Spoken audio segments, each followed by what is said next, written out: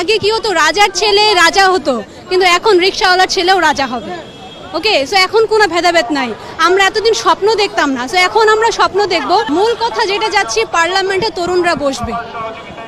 যখন তরুণ উদ্যমী কেউ থাকবে, একজন তরুণ কিন্তু নিজের পকেট ঘোষের চিন্তা তার নাই। এই বয়সটা কিন্তু থাকে যে আমি কিছু করব, দেশের জন্য কিছু করব। সো এই তরুণরা পার্লামেন্টে কিন্তু এর আগে সুযোগ পায়নি, তো এখন যেটা হচ্ছে এবং হবে, সো এই স্বপ্নটাই আমরা দেখি। যে গ্রামে, প্রত্যন্ত গ্রামে থাকি না কেন, আমি প্রেসিডেন্ট হব, এই স্বপ্ন আমার মধ্যে এখন আছে।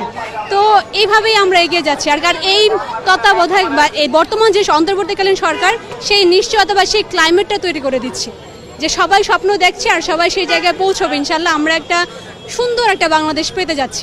এই তত্ত্বাবধায়ক বা এই বর্তমান যে অন্তর্বর্তীকালীন সরকার, সেই নিশ্চয়তা বা সেই ক্লাইমেটটা তৈরি করে দিচ্ছে যে সবাই স্বপ্ন দেখছে আর সবাই সেই জায়গায় পৌঁছবে ইনশাল্লাহ। আমরা একটা সুন্দর একটা